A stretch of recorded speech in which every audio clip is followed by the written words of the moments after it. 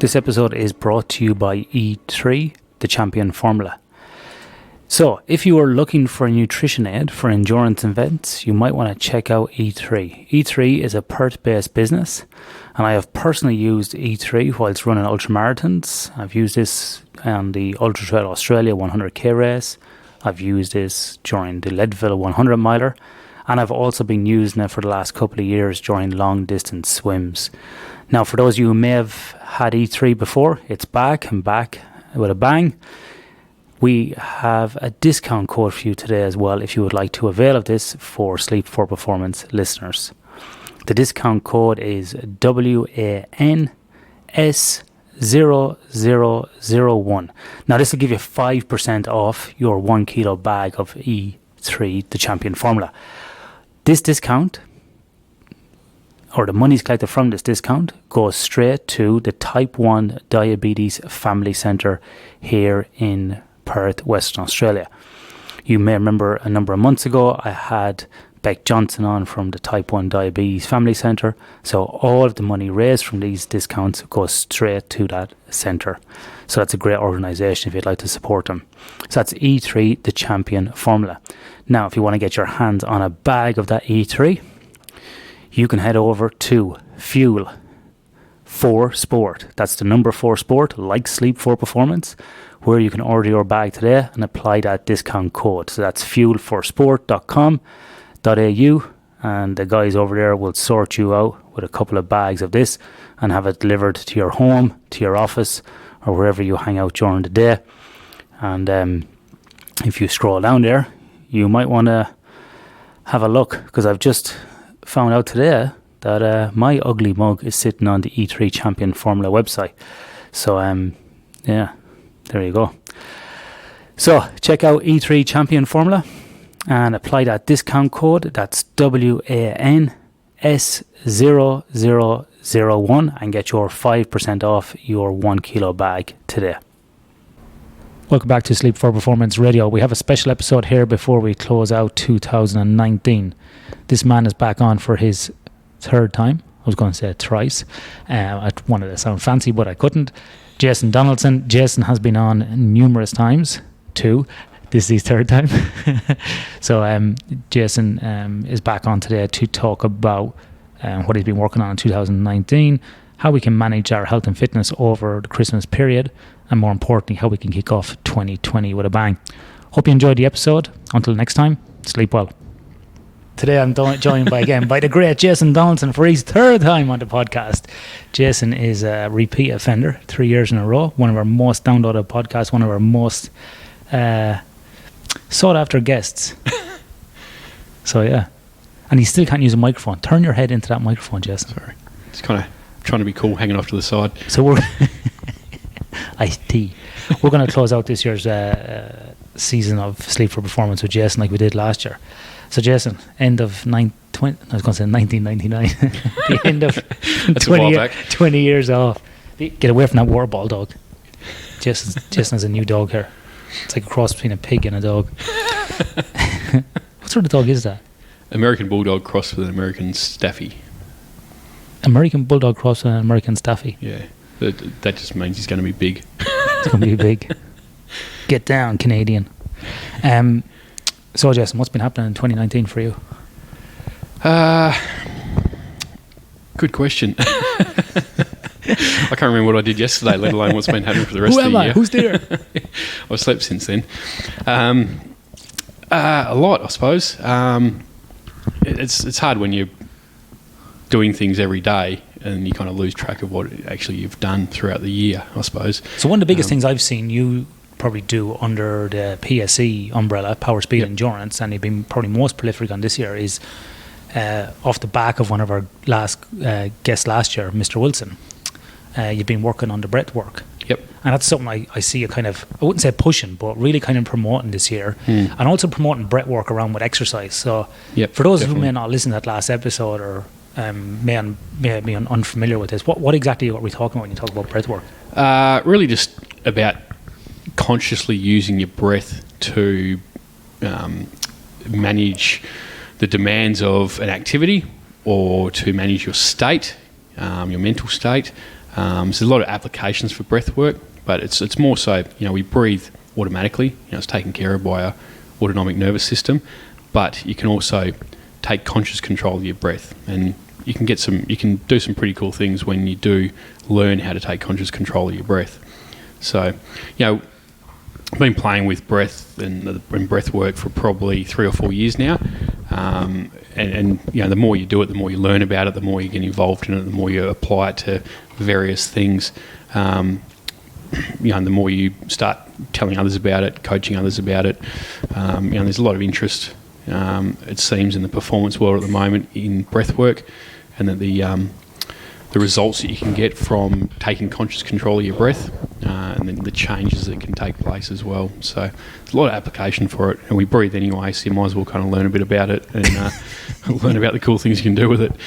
It is interesting, because I find personally, and I've said this before in other conversations, that sort of as my knowledge increases, or my personal application for different sports, whether it's long distance running, jiu-jitsu or swimming, one of the things I always find that after a specified period of time, once I get past the kind of, let's say, the technique, the skill acquisition phase, yep. Once I get kind of comfortable with my skill, whether it be jiu-jitsu, swimming, long distance running, once I kind of know I can do it to a certain level, then I have to really start focusing on the breath. Now, in the last year, I've obviously been doing a lot of swimming, and I've gone the other way. I've actually consciously tried to focus on the breath before I've been doing the skill acquisition. And the reason being, probably jiu-jitsu was the biggest learning for me, because I would find myself getting into this panic state, probably because I think different than cycling, running, or any other activity, lifting weights, in jiu-jitsu you got someone actually, like, technically, air quotes, attacking you, even though people are pretty gentle really at a good school, they're not really going to hurt you. So you kind of get this extra kind of sense of panic. So you have to really try to focus your breath, because if you can't get your breath in, you can't think, and if you can't think, you can't fight, and if you can't fight, you lose, right? Correct. So that kind of path to demise. Whereas in swimming over the last year or so, I've really tried to focus on relaxing my sort of breathing and my I suppose my state of panic. And even more so in the water, because you can't take a breath whenever you want to. So you have to be very strategic about your breath. So you're nearly forced to focus on your breath. And then when you get the breath right, you focus on the technique. So I've kind of gone both ways. Yeah. I mean, the thing is with swimming, the consequences of not breathing correctly is you're going to swallow some water. Which is absolutely horrible. And you could go down. So that's why I always talk about, with things like running, lifting weights, any of those other sorts of sports where you're on dry land, the consequences of doing it poorly are really just poor performance. You're not going to drown. Jiu-jitsu, if you're not in control of your thoughts and your actions, if you lose control because you panic, because you're not in control of your breathing, then you're going to get choked out, or you're going to get your shoulder popped out, or whatever. You're going to get into a position that you don't want to be in. So the consequences of not keeping your head in those situations, swimming or BJJ, are fairly dire, or they're immediate at least. Whereas you can tend to get away with, poor breathing, poor technique when it comes to things like running and that sort of stuff. And the consequences don't really turn up for possibly a number of months, number of years. It's like, that's why running has such a high injury rate. People don't necessarily link the injury to the action or the skill or the technique of running. They might run with poor technique, and it's that chronic poor technique over time that leads to the injury. It's not an acute injury. Yeah. So that's likewise with the breathing. But when you do kind of put the breathing first, that will be. Everything else will kind of fall into place a bit easier. As in, if you're not breathing correctly, you can't think correctly, as you said, and you find that if you're breathing, you lose control of your breathing, you lose control of your position as well. So how your body's positioned, particularly you look at things like running. If people their jaw drops open and they're kind of gasping for air, everything else will kind of drop as well. They'll lose that good kind of upright posture. Same as in weightlifting or whatever it might be. If you lose control of your breath, everything else you can't execute your skills. So do you know, or is there a kind of a recommended breaths per minute, like a number of breaths you can do per minute that's like oh, that's a good range? Well, I mean, there's a range at rest, so like an average respiration rate, and I think it's around that 10 to 14 breaths per minute is an average respiration so 1 every rate 4 seconds. at rest. Yeah. But when it comes to, obviously, your respiration increases as your stress increases, and whether that be that stress through your thoughts, just sitting around and having anxious thoughts, and that's going to increase your respiration rate, or whether that's through something like sport. When you're exercising, your respiration will obviously increase as well, because it has to. So the dog just came over here with the bone that he was clacking further away to come over here right beside me to make it clacking right beside me. It's actually a deer antler. What's a deer antler, is it? Deer antler, yeah. It might be used as a weapon now in a minute. Don't be looking at me like it's some sort of game. I'm going to take that off him. Look at him. He's got plenty of toys to play with. But he had to pick the noisy one. Yeah, of course. So it's interesting you say about how, with stress, even just sitting there with your thoughts, because if anybody works in an office or open plan, there's always that one person that sits at their desk going, yep. And they constantly do this because they're working on something that's stressful or whatever. Yep. Listen, dog, get down. This podcast isn't about you. Don't be wagging your tail. I'm not taking you home. I'm leaving. Don't be looking at me. I've got no treats for you. Get down. Put a puppy in your podcast. You're going to get more downloads. This dog is going to be the picture of this podcast. Oh, you're so cute, aren't you? Looking at me like that. I have nothing for you. Stop. Down, people are listening. There's people in America listening to this. So... yeah, it's interesting that even you don't have to be physically active for that breath to kind of get out of control or get that panic state. Yeah, well, I was reading something a couple of weeks ago. There's actually a thing called email apnea. So apnea is like a breath hold, and they found that people's people's respiration rate actually changes when they're doing different activities, as in mental activities. Yeah. And they found that when people are checking email or reading through emails, they tend to hold their breath. You know, that's interesting. I do that when I'm doing spreadsheets, when I'm doing data, pivot tables. I'm like, yep. People will hold their breath, like waiting for that thing to calculate or spin or do something. Like, yeah, I even do it myself. Yep. Yeah. So staring at your phone all the time, staring at a computer screen, it will actually affect your respiration rate, particularly when you're not aware of it. And is there we were talking before the podcast about kind of rhythms and timing over days. Is there anything where breath is worse or better at certain times of the day? Does it follow a rhythm where it might peak and trough, or you're more relaxed or more stressed? Possibly, but not that I'm aware of. I haven't read anything about that, but that might be something to dive into. Note to self: run study on breathwork. I'm sure it probably is, to do with your circadian rhythm and all that sort of stuff as well. I'm sure there's probably a change in your breath rate throughout the day. Yeah, or even on a day like today where it's really hot as well. Oh yeah, definitely. Because I mean the heat is a form of stress, so your respiration rate is going to be affected by that. Yeah. Same as sitting in a sauna. So this year, Jason, as well, you've been kind of posting some information about weightlifting or exercise with breath. So last year you were talking a lot about just breath and so on. Now it's in the combination with exercise. Yep.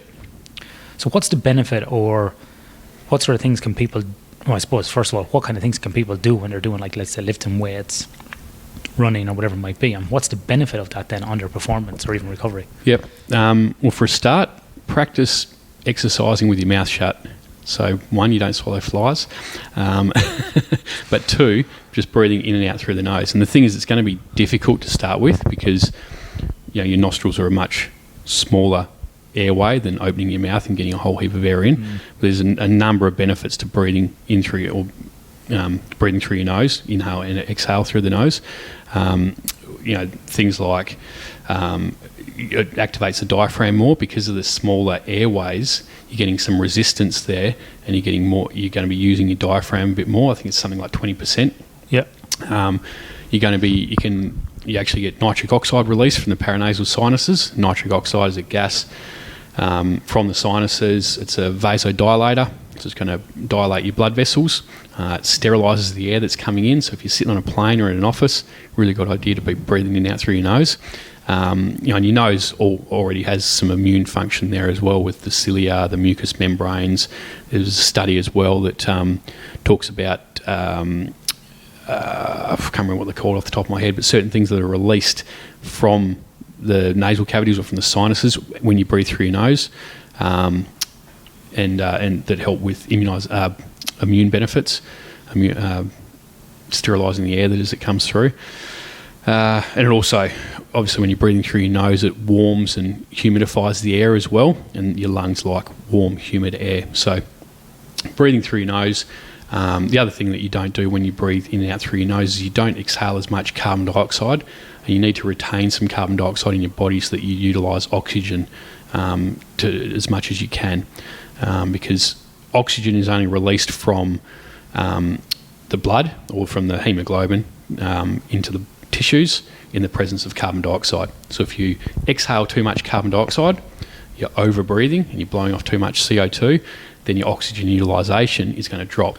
You might still have high oxygen saturation levels in your blood, but you actually need that oxygen in your tissues, muscles, brain, organs, that sort of thing. This is very interesting because about a month ago in a swimming clinic on a Sunday, I actually figured out from the coach. I was like, she went, "Didn't you know that?" And I was like, "No, I didn't, because I'm not an expert swimmer, hence why I'm here." But anyway, it was basically when I was breathing out or exhaling under the water, I was exhaling through my mouth. Yep.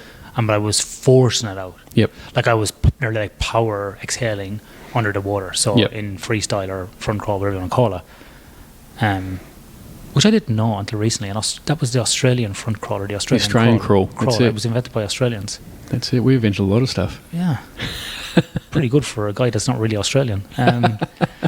Good claim there, Jason. Anyway, so I was exhaling under the water, but I was dumping it. And then when I would take a breath every 3 strokes, I had this gasping effect, like to try and like suck it in. And because, again, getting back to breath work, but I thought like that was a lot better than last year.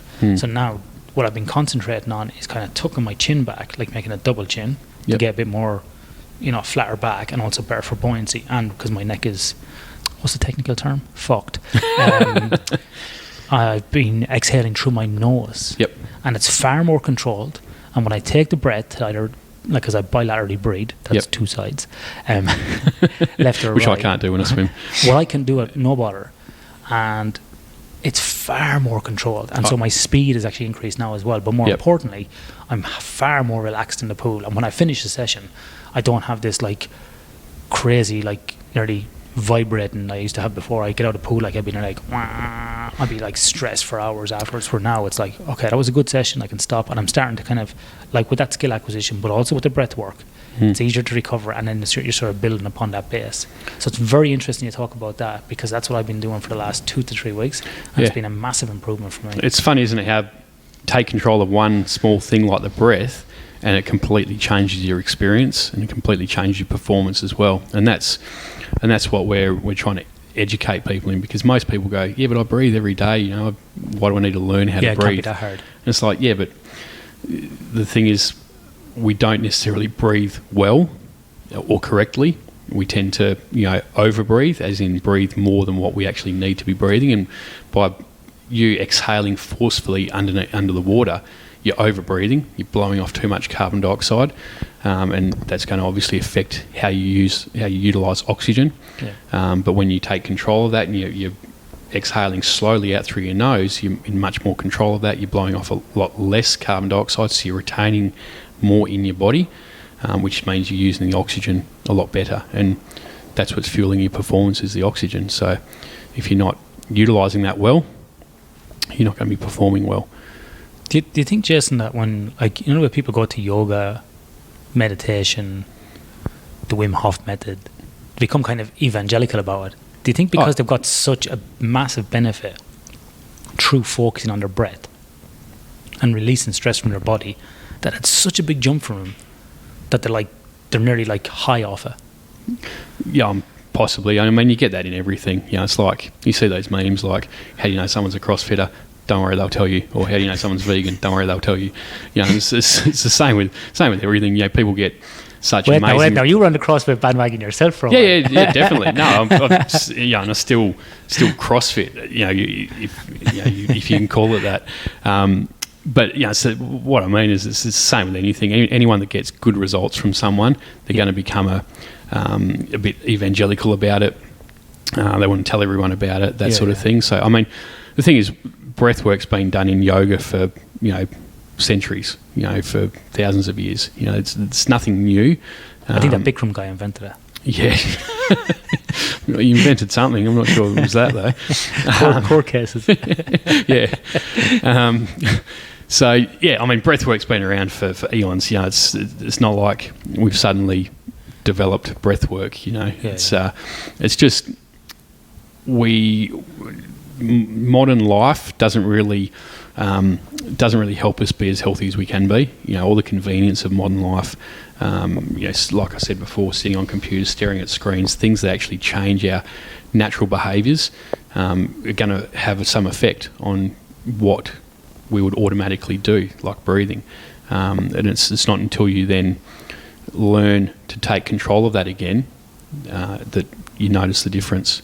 It's like anything, you don't know what you don't know.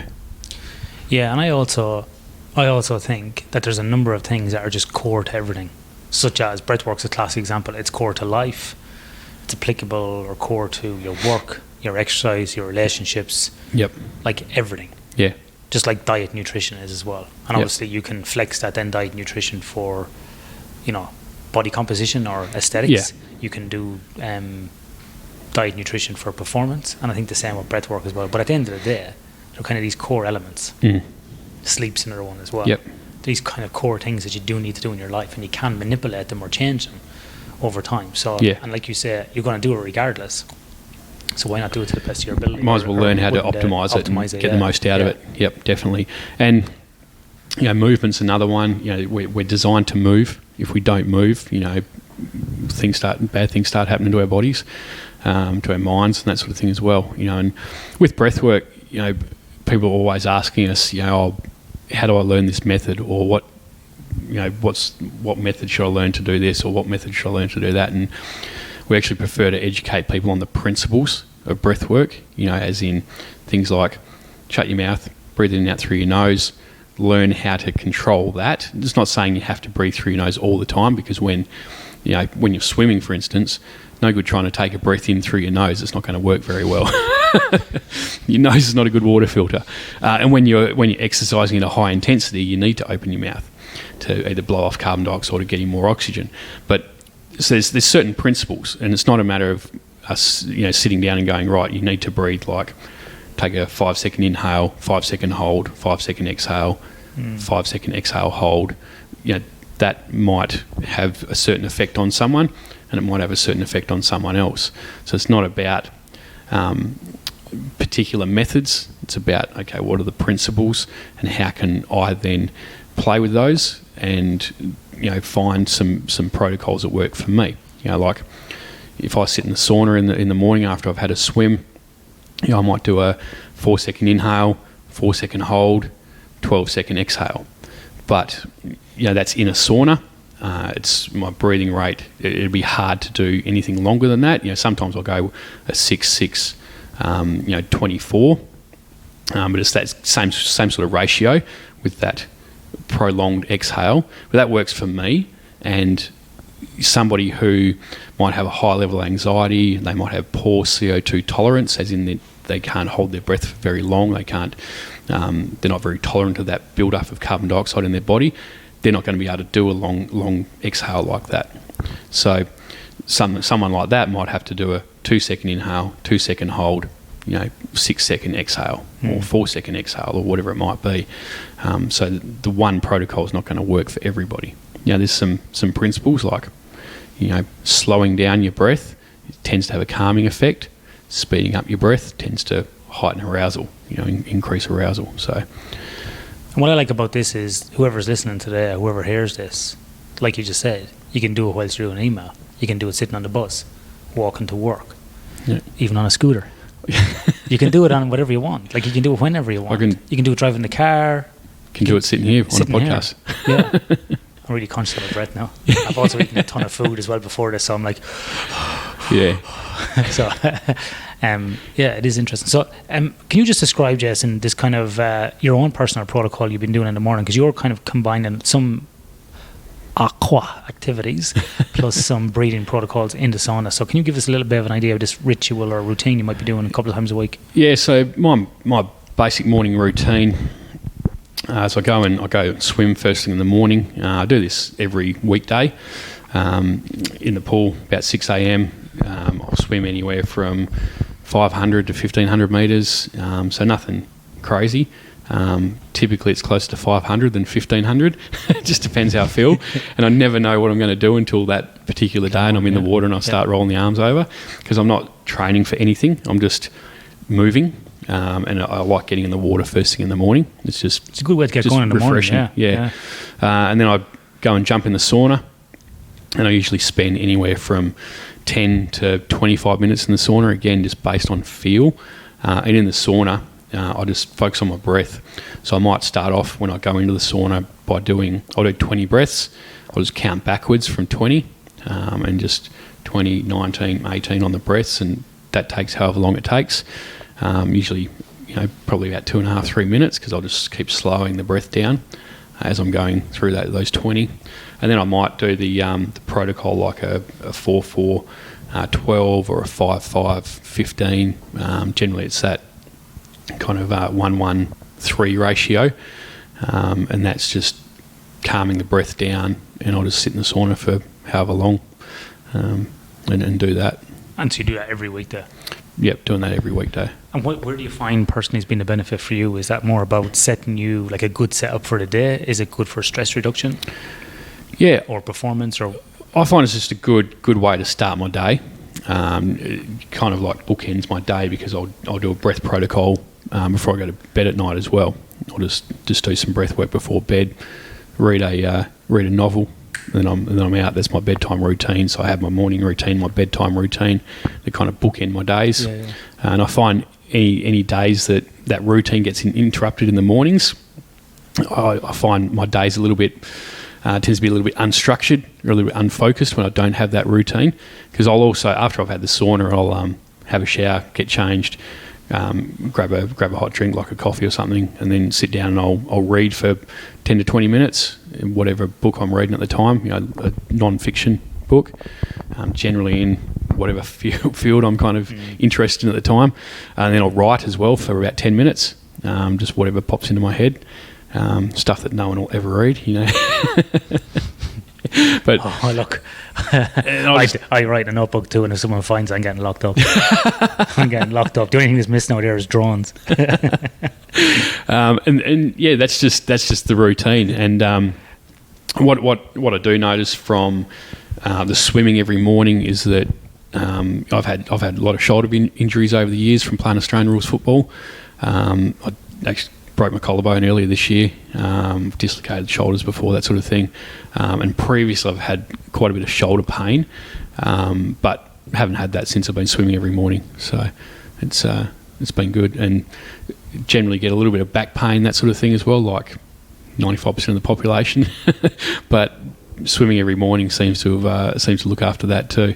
Haven't had any issues with that. Want to hear a crazy shoulder story? So if it involves your shoulders, yeah, which you know too well. Mobility of granite. Yeah. Barney Rubble chiropractic. So last year, obviously, which I've spoken about, I think in this podcast before, or anybody who listens, I obviously wrecked my neck, and it's had some issues with around sort of C3 to 5, and took a big break from jiu-jitsu last year, and then really went heavy on swimming because of the low impact. Anyway, got deep into yoga, especially after talking to Rob Wilson last year. Got deep into yoga for months, going like 2, 3, sometimes 4 times a week. Had massive improvement in mobility, felt great, everything. And then this year, work went gangbusters, lots of travel, the business was growing, and sort of, my priority was really around swimming. And then I was in Sweden this year on holidays in September before going to a conference in Vancouver, and so we're in around Scandinavia. So, let's go to jiu-jitsu. Young 20-year-old guy smashes me into the mat. I land right on my shoulder on the tip, and it's been really sore ever since. Can't even sleep on the left-hand side. So the other day I decided it's time to go back to yoga. I'll go back to yoga. Surprised myself. Went in actually and went, I'm just going to focus on my breath. And whatever I do. I'm not going to beat myself up. I just need to stay in here for the 50, was 1 hour, sorry. Stay in here for the 1 hour. That's all I need to do. That's my goal. Stay in here and breathe. If I can stay in and not leave, I'll be happy. Did all the postures. It was great. Didn't take a break. Felt great. But I'm one of the kind of the flows from downward dog, lowering my body down. My shoulder went, and I went, that feels really good actually. It's kind of weird, but it's good. And then I felt this little kind of weird thing in it. And now my shoulder is like out of place. A little bit higher than the other one. Yeah. However, my range of motion has improved. So like it's really weird. So last week I could really get my arm to here. So I'm holding my hand over my head and it's sticking out. I'm basically trying to do like a Superman pose, but I can't. One arm is vertical and the other arm then is out like 10 to 15 degrees from my head. But after I crunch my shoulder, it can come back. Go on the way back. So how weird is that? But when you look at it, there's a big step on it. Yeah. Like it's like, it's really odd. And at swimming last night, the coach was going, "What happened to your shoulder?" Yeah, and I was like, I think it's step like, could be like an AC joint issue. Yeah, so I think the guy yesterday who does my massage is actually a qualified osteo as well from South America, and he goes, it's like nearly like a type of dislocation where the ligament underneath so it kind of floats. So he's like, technically it's a dislocation. He says, but that's what I would call it. But I get it checked out. It's the ligaments underneath that being damaged from probably that fall a few months ago. Yeah. But it's interesting that it clicked and clunked and actually feels there's a pain in a different area, but my range of motion's improved. And last night my swimming was brilliant. So I don't know whether it's going to just fall off, or whether it's going to stay intact. Yeah. So speaking about crazy shoulders, it's probably been just holding itself in a position for a little while, and then it's just clinked. That movement's taken it out of that position. Yeah. But you know what was interesting about yoga the other day, actually, because I do enjoy yoga. I just didn't have the time because I was traveling so much, and like I say, my priority was. Because I'm doing the Rottnest solo next year, my priority is about swimming. So that's my kind of hierarchy of, if I'm pushed to anything, I'm going to be doing my swimming. But going in there, focusing, the dog's asleep. Shh. Going in there and focusing on my breath and moving through my body, I realised how tight and crunched up it is on one side from that shoulder injury, through my side, down through my ribs, down through my hip and everything. And even one session, like getting back to your point about movement and breath, it's amazing how good I felt after it. Even after getting like weeks of massage and physio, I still feel like this euphoric feeling from yoga. I don't want to get evangelical about yoga because, but for me, at my stage in my life, with all the injuries I've had and all the issues, it's absolutely, it's starting to kind of come up the hierarchy and of importance for me. Yeah. I think definitely. now swimming, yoga are going to have overtaken running, weights, jiu-jitsu. It's kind of slightly shifting. Yeah, and I think you, as we age, not like we're the same age, not like we're old, but as you age, you need to rearrange, what you do. I as I mentioned, I broke my collarbone this year because I went back to playing Australian rules football. After 20 years of not playing, but I still thought I was like. In my early 20s. It was bizarre sometimes because I'd take off like on a sprint and I'd be like, come on, like I was like about 2 or 3 meters slower than what I thought I was, or I'd try and jump to take a mark and I'd just get off the ground and I'd be like, whoa. But in your head, like you jumped 10 feet. Things have changed. Like Wonder Woman. And, breaking my collarbone, I just dived to take a mark and rolled, which I've done countless times before without a single issue, but just didn't quite land it right and landed on the point of the shoulder and it just snapped. So I was like, wow. It is amazing, isn't it? We were talking about this last night at swimming actually afterwards in the change rooms. But anyway, we were talking about how inside in your head, like you feel 16, but even though you're in your 40s, your body just can't keep up. And it's not like that you're really old, like you said, but it is kind of, especially if you're doing lots of sports and lots of activity, your body does start to break down. It does. And it is hard to reconcile that difference between what you want to do and what you can do. Yeah. And also, I think for me, I need to be, and I'll use the word more kind to my body and more kind to myself, because I do a lot of activity. But it's like, I nearly feel like, oh, why am I not doing like 2 or 3 sessions a day? It's like, whoa. You're not an elite athlete. You're trying to run a business, do some research on the side, do some other things. Plus you want to swim to Rottnest and you're beating yourself because you're not training jiu-jitsu like 10 times a week, doing yoga and lifting weights. And you got to be realistic about things, and playing football, running around thinking that, feeling like you're, in your mind, you're feeling like you're 18, but your body keeps trying to tell you, hey, mate, you're not. You're just particularly explosive, dynamic movements. You're just not as... the mind might be changing direction really quick, but your body's not. It's still a couple of metres behind. And that's, that's when you can get cleaned up, and that's when you do your injuries and things like that. So, and my training has changed over the last few years. With the swimming every morning, I enjoy yoga. Did a bit of Bikram a few months ago, wasn't really my thing, even though I thought it would be with the heat and the movement and stuff. But it wasn't really my thing. But I still enjoy Bikram, kind of movement flows, that sort of thing. If I've been sitting down on my laptop for most of the day, I tend to feel really crap. So I kind of have to get up, set my watch for 5 minutes, and then just move the body through some different ranges of motion, and I feel loads better after that.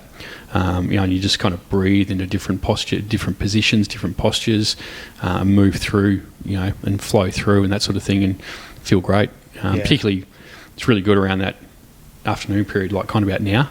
That kind of it's 3:30 at the moment. And you get that afternoon slump. PM. Yeah, PM. Definitely wouldn't be 3:30 a.m.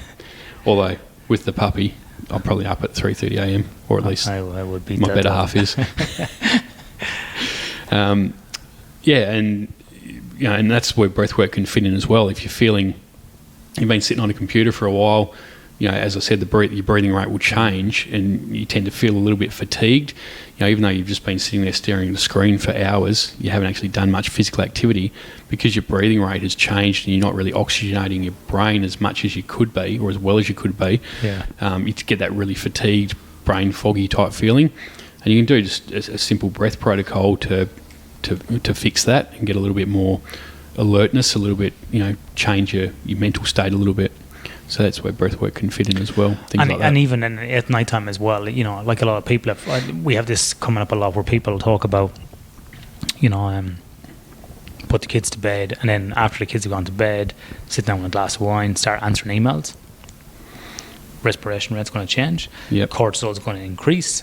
It's going to have this inhibitory effect on melatonin, so people can't sleep. So that's where the breath work can be used as an intervention as well, about promoting sleep onset and like you say, relaxing the body for sleep, and definitely having a wind down. And I think if you're doing, and this is what I often say, people go crazy with the blue light and all that, and I say, look, if I was to pick something, I don't mind just sitting there kind of watching a Netflix show that's, I don't know, something silly, right? Or you're watching a comedy show and you're relaxed and you're sitting back and you're spending time with your family or your partner. But what I really see, where I really take issue with, is people drinking 2 or 3 glasses of wine or 2 or 3 scotches, answering emails, trying to write business cases, writing an email going, I'm going to answer this dickhead now and tell him what it is, so in the morning when he goes in, he'll know what's what. You're sitting there intoxicated, creating stress, plus the blue light. And then most people have a laptop on their lap, glass of wine, mobile phone, plus they're watching Netflix as well. While they're sitting in bed. And then, that happens too. And then people go to me, I can't sleep. And this is why, Ian, I get up after an hour and start doing email because I can't sleep. I'm like, that's like saying, I have a drug problem, so I get up and do cocaine. It's just absolutely ridiculous to do it, And people don't see it. Doesn't help. Yeah, it doesn't help. My other half, Carol, she used to take, an hour or so to fall asleep at night. She used to say to me, how do you fall asleep, within seconds? No conscience. She'd be talking to me 1 minute, and the next minute I'd be twitching away because I'd fallen asleep.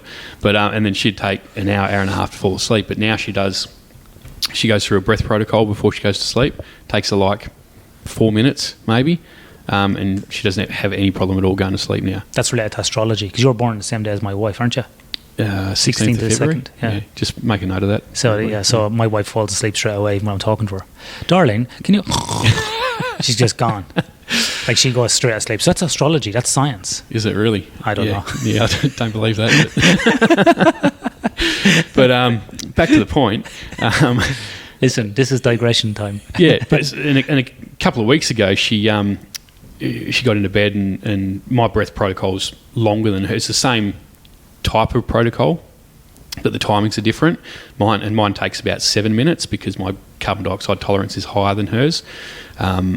So her breath protocol takes about 3 or 4 minutes, I think.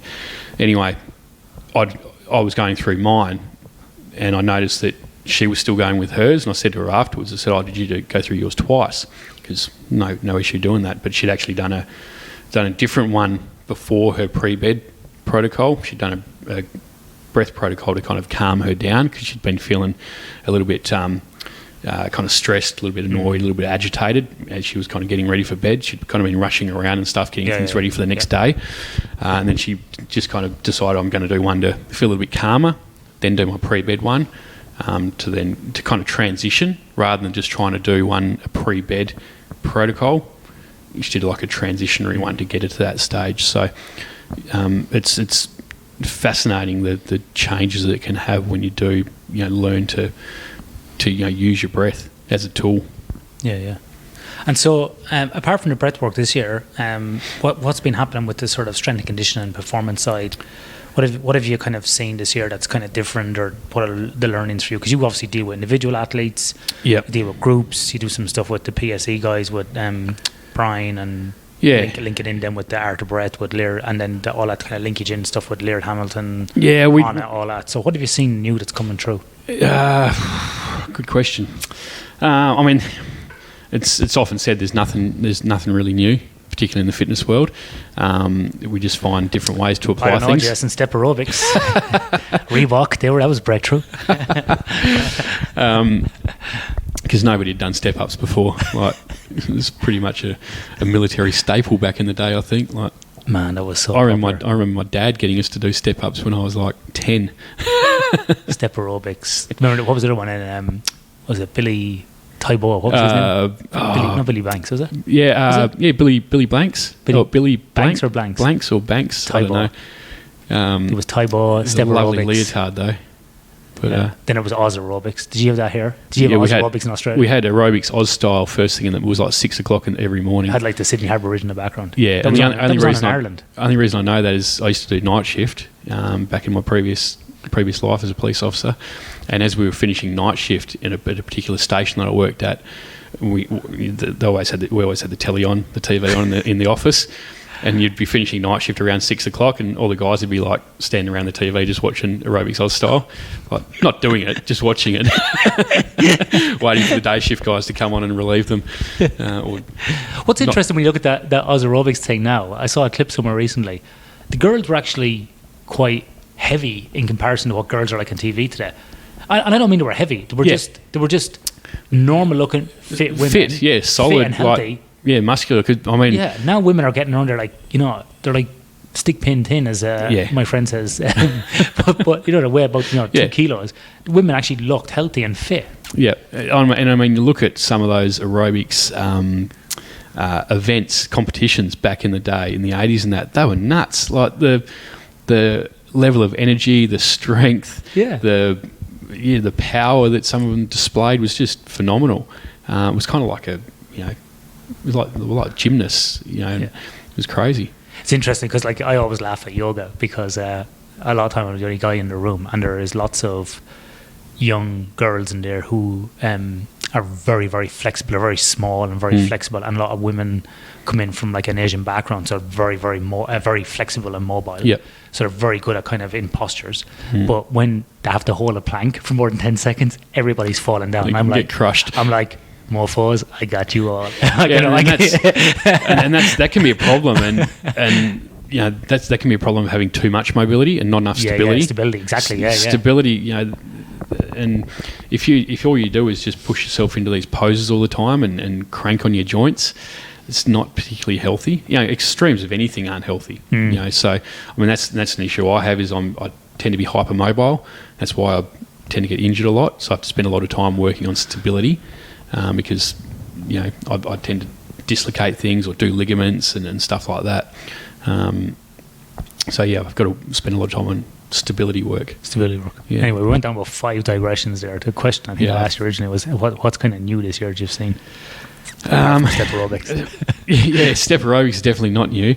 Not something we're delving into. But I would say just utilising the breath as a in your performance to gauge your intensity is a great tool for gauging your intensity, because you'll get to a point where you can't maintain nasal breathing all the time, and you'll have to switch to a nasal inhale and a mouth exhale to blow off carbon dioxide. As the acidity in the body increases, as the carbon dioxide increases, that sort of thing.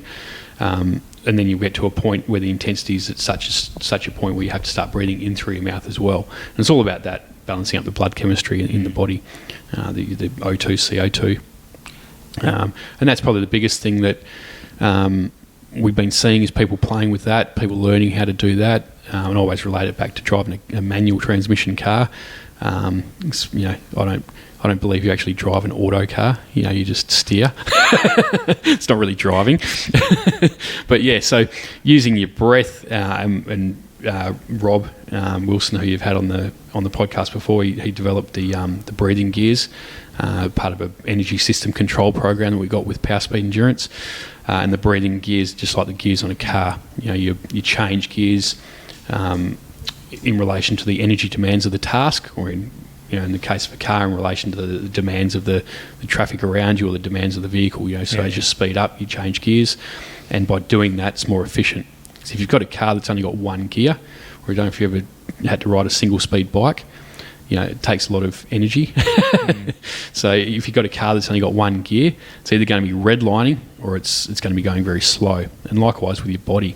If you've only got one gear, you're going to be either redlining or you're going to have to drop your pace. If you like you say to someone, I'll just go at 70% effort on this one. Most people have no idea what that means.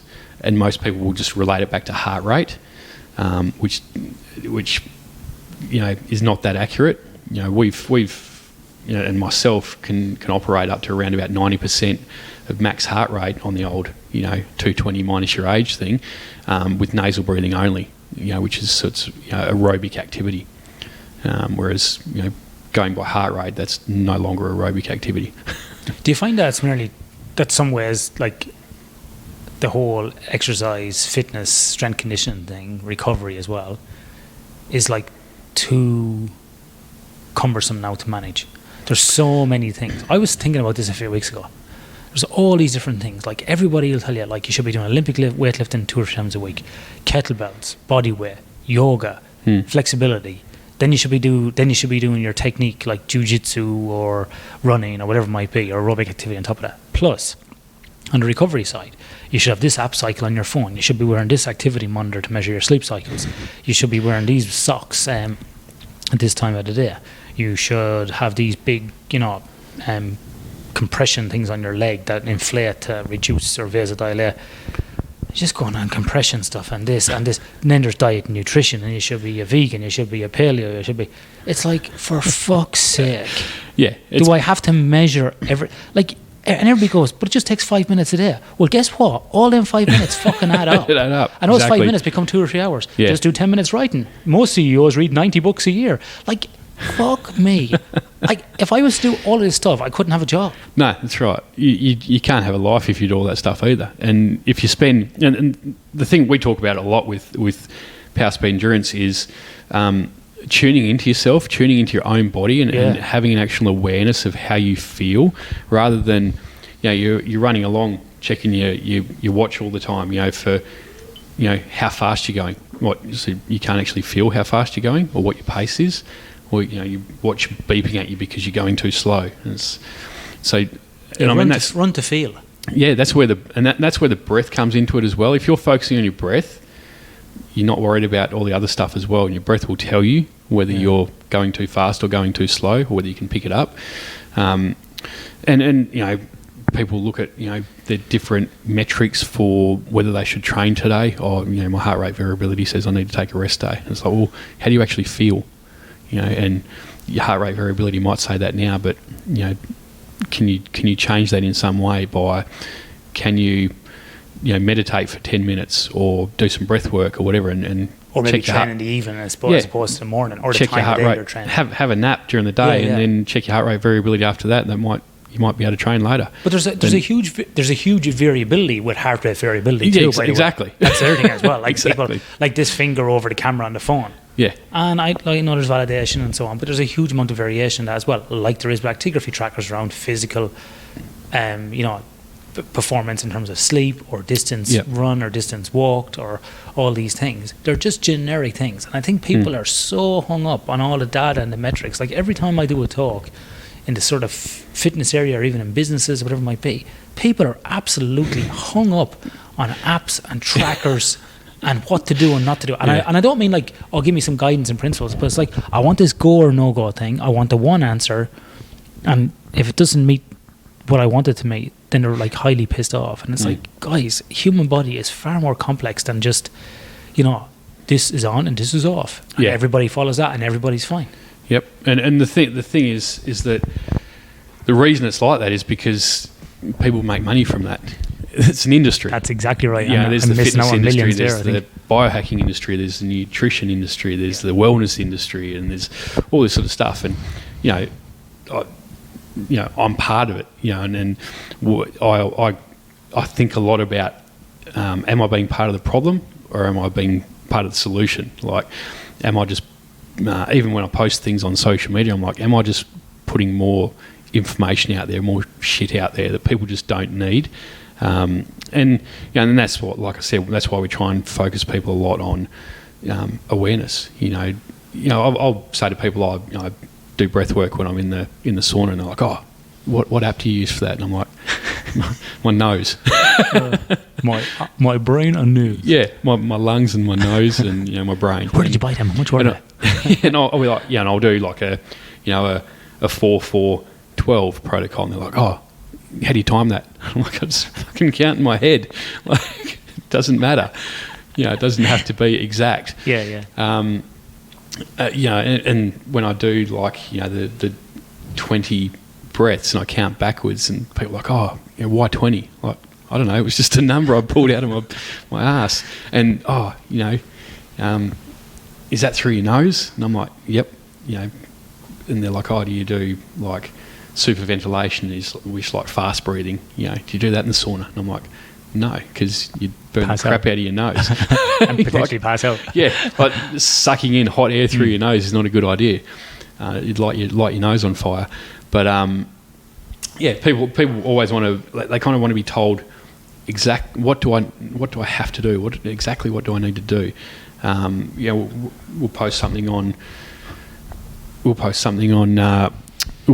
social media, and it'll be, there'll be a picture of, like an app or something, or a heart rate on a chart, but that's just used to make a point in the actual caption. And the first question, there'll be like 10 questions like, what app was that?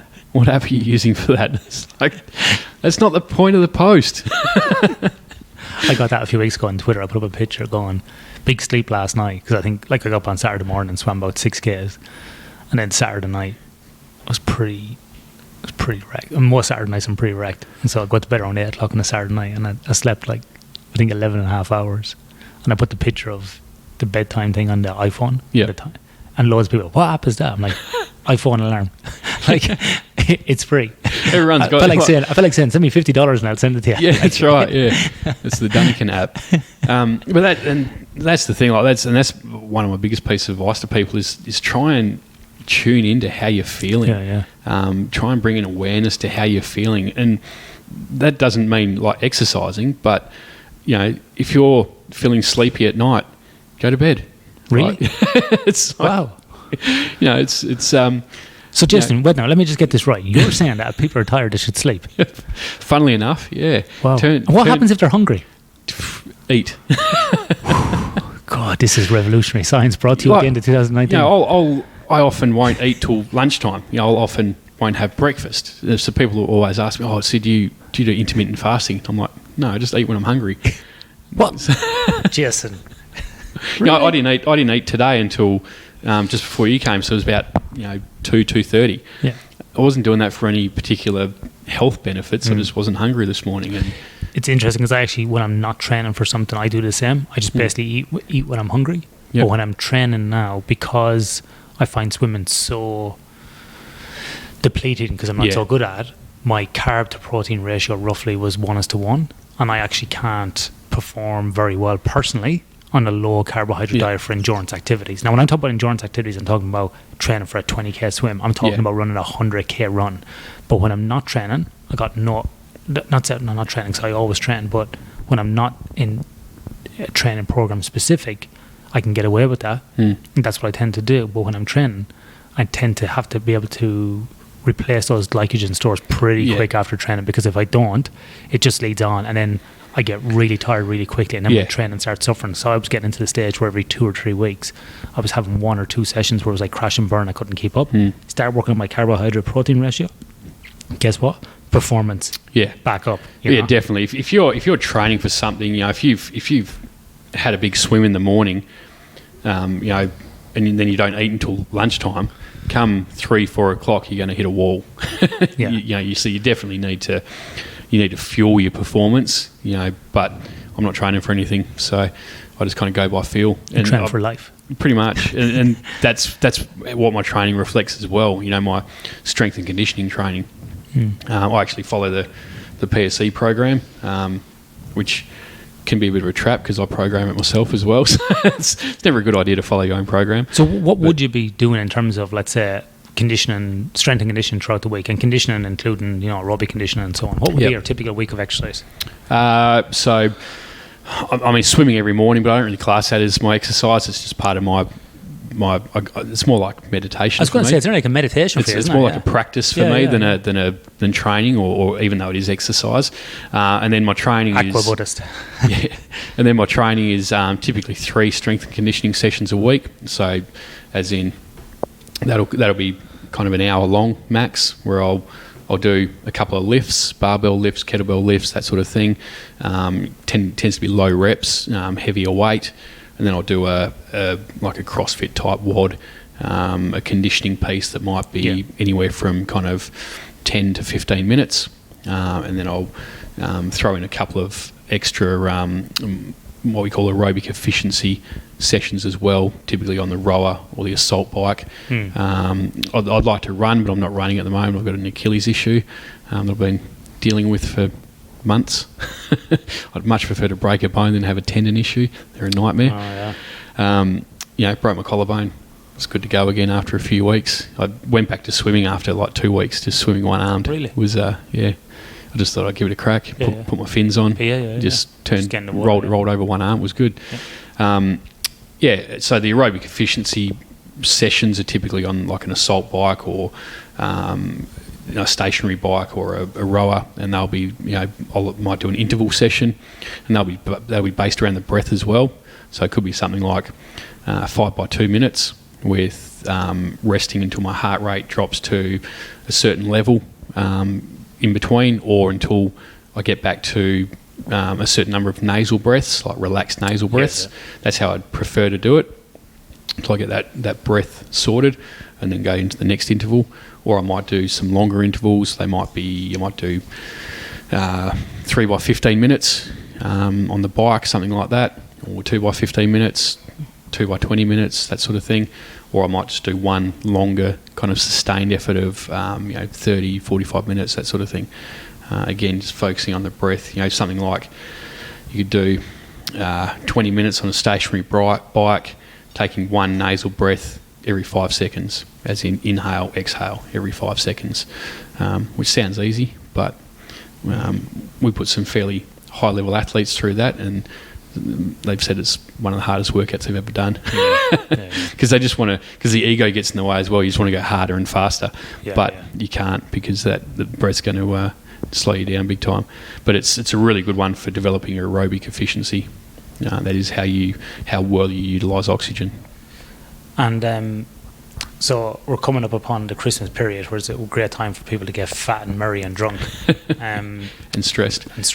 Do you have any sort of tips, tricks that people might be able to follow over the Christmas to sort of keep them on the even keel? Yep. And then also, what would be some good things they could do to get themselves kick-started in 2020? The old New Year's resolutions. Yeah, it's good. Well, everybody, it's a good time for people. I think a lot of times, like I find over Christmas, I actually increase my activity because of that whole overeating thing. But also I find it's a very good time with a break from work and I'm probably lucky where I don't have lots of family here, so my wife and I get a lot of time to kind of have a bit of downtime together. Yeah. So we do a lot of reflection on the year and then what's for next year. So it's actually a good time for us to reflect. Kind of hit the reset button. That's what I like about Christmas now. Yeah. I'm not into the whole pageantry of Christmas, but I like the fact that it's nearly like a forced break, because all the work stuff closes down. My wife and I generally get to spend some time together, do a bit of extra swimming in the ocean, go for a few more coffees, sleep in, watch some shitty movies, and just have a bit of a laugh, really, and just spend some time together. But it's also a lot of reflection on the year. Yeah. So, I mean, probably the biggest tip is for people to try and maintain their training.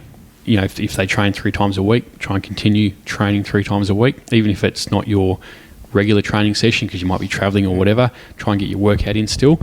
Try and keep that normal as much as possible. As far as eating goes, if you know you're going to go to a Christmas lunch or Christmas dinner, or you've got a function on, either don't turn up hungry, have something to eat before you go, because it's the same as if you grocery shop when you're hungry. You pretty much buy the entire shop and everything that's on special. You're like, it's on special, I'll grab that 10 pack of Kit Kats or whatever it might be. So yeah, don't rock up to any of your Christmas dinners, lunches, functions hungry. Or alternatively, if you know you've got that coming up, a bit of pre-planning. If you've got, say, a Christmas dinner coming up, don't eat as you normally would during the day. Maybe have a source of protein, whether it be a protein shake or a couple of eggs or whatever in the morning, again at lunch, and that way you're kind of creating a bit of a calorie surplus, and that you can then go for your life at dinner time and just eat, drink, be merry, have fun, and not have to worry about porking out because you've eaten as you normally would. So you've already eaten all the amount of calories that you ordinarily would, and then you're eating kind of double the amount of calories that night. So you've pretty much doubled your calorie intake for the day. So you can do that, or you can just don't worry about it.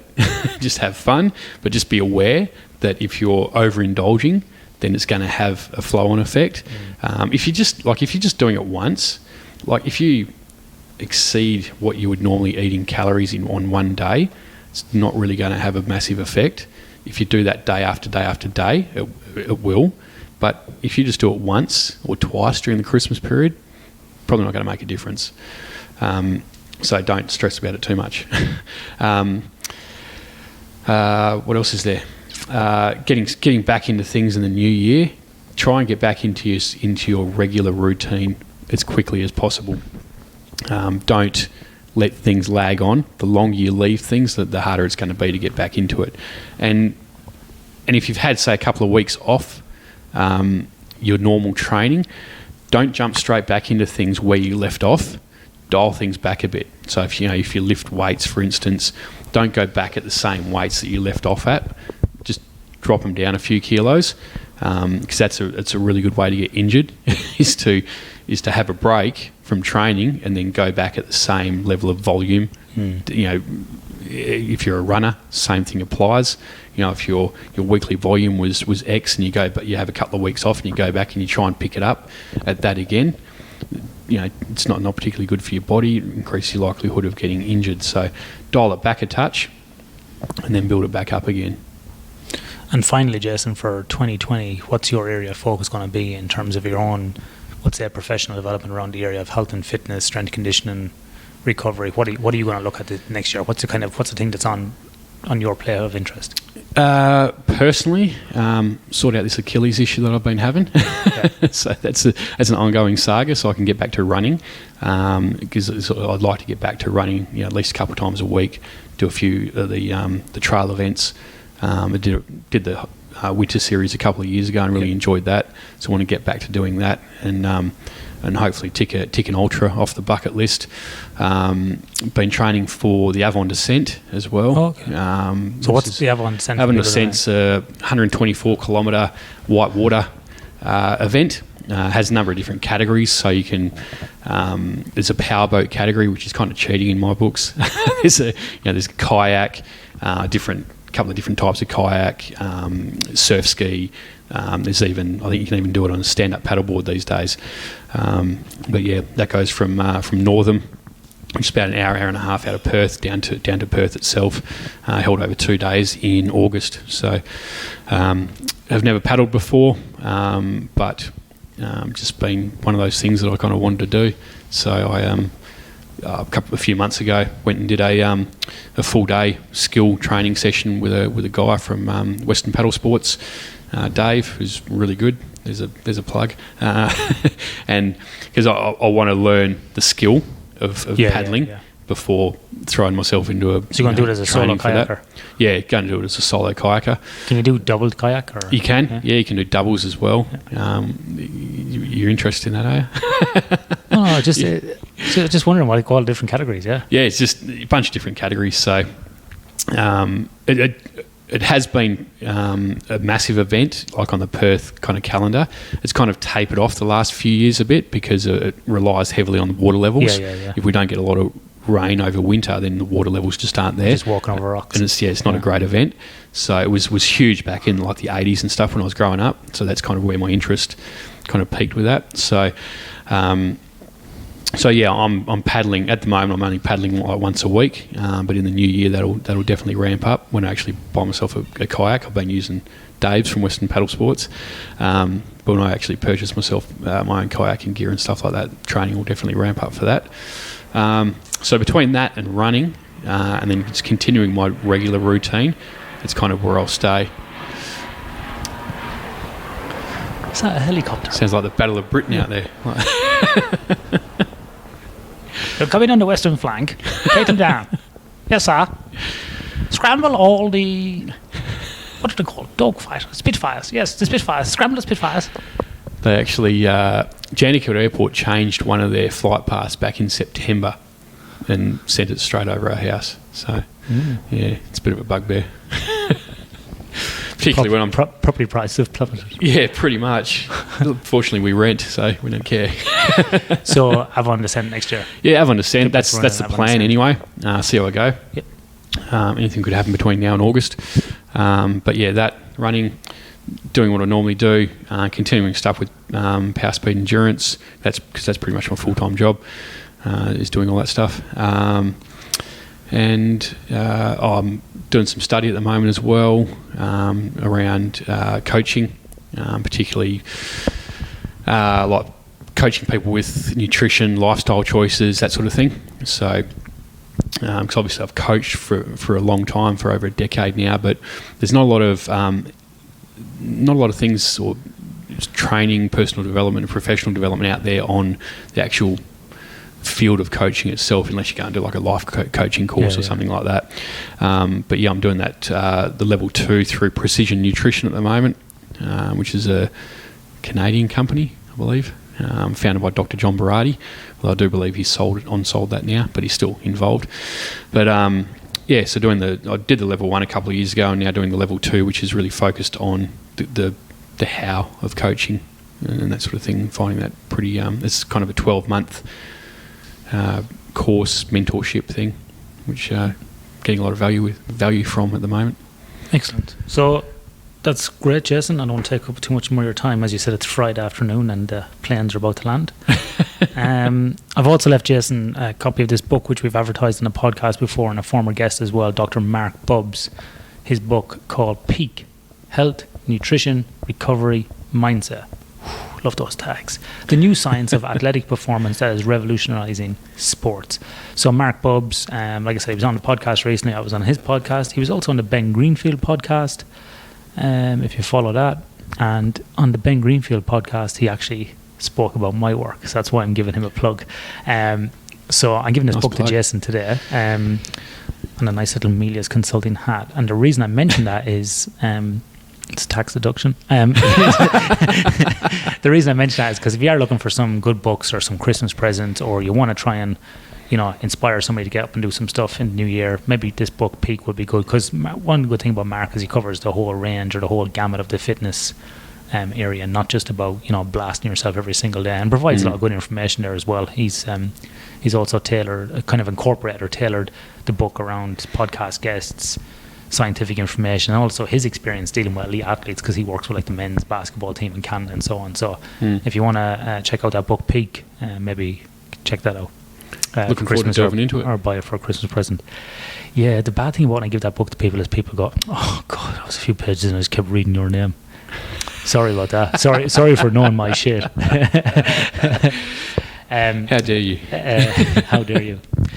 Excellent. All right, so yeah, we'll leave it there. Thanks very much, Jason. Thank you.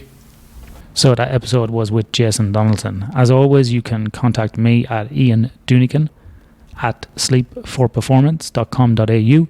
You can follow us on Twitter at Sleep4Perform, Instagram at Sleep4Perform, or Facebook Sleep4Performance, and check out the website sleep4performance.com.au. We've got lots of good stuff in the works for next year. Lots of good things happening. Some ebooks coming out. So we'll have some free webinars once a quarter, more blogs coming out, and it's all free. So make sure you check it out. Okay, thank you for your attention this year in 2019. Thank you for tuning into all these episodes. Really appreciate the feedback. And if you get a chance, please head over to iTunes and give us a rating. Okay, until next time, sleep well.